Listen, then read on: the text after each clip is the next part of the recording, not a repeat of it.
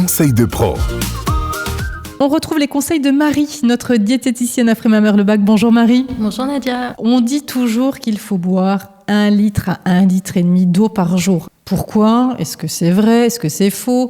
Explique-nous tout. À un moment, il a bien fallu donner des recommandations à la population. Donc on a estimé le volume hydrique nécessaire à l'organisme par jour et on est arrivé à 3 litres. Tous les jours, le corps a besoin d'à peu près 3 litres d'eau. Donc ces 3 litres sont apportés d'un côté par l'alimentation, de l'autre côté par la boisson. Si je mange des fruits, des légumes, que je mange de la soupe, je m'hydrate aussi. Si on considère qu'on récupère 1,5 litre d'eau par les aliments, on conseille donc de boire 1 litre à 1,5 litre d'eau en boisson pour compléter et pour arriver à 3 litres. Maintenant, quelqu'un qui ne mange pas de fruits, pas de légumes, qui ne consomme pas d'aliments qui contiennent de l'eau et qui va se contenter peut-être de féculents, de viande, de poissons, voilà, qui a une alimentation relativement sèche, cette personne aura besoin d'un volume hydrique par la boisson plus important. On ne sera pas à 1 litre, 1,5 litre, on sera peut-être à 2 litres, 2,5 litres d'apport hydrique par jour. Ensuite, on s'adapte suivant l'activité physique. Bien sûr que si je fais du sport, j'ai besoin de m'hydrater plus.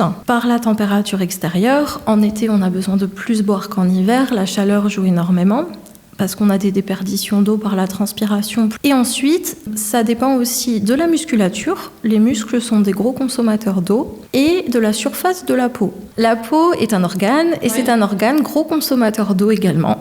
Donc plus on a de surface de peau, plus on va avoir besoin de s'hydrater. Alors c'est aussi une question de transpiration bien sûr.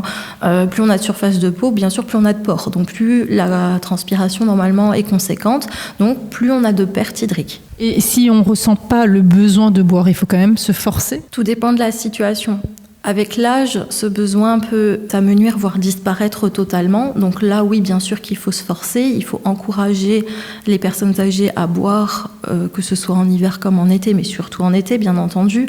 Globalement, la population française est sous-hydratée. Donc j'ai envie de dire que si on se force un petit peu à boire, ça peut pas faire de mal, sans arriver dans les excès, bien entendu. 3 litres, 4 litres, là on est beaucoup trop. Si on commence à ressentir un besoin de boire jusqu'à 4, 5, 6 litres par jour, il faut tout de suite aller consulter un médecin, c'est peut-être un début de diabète. Eh bien, merci beaucoup pour tous ces conseils, Marie. Conseils que vous retrouvez en podcast sur notre site avec les coordonnées de Marie.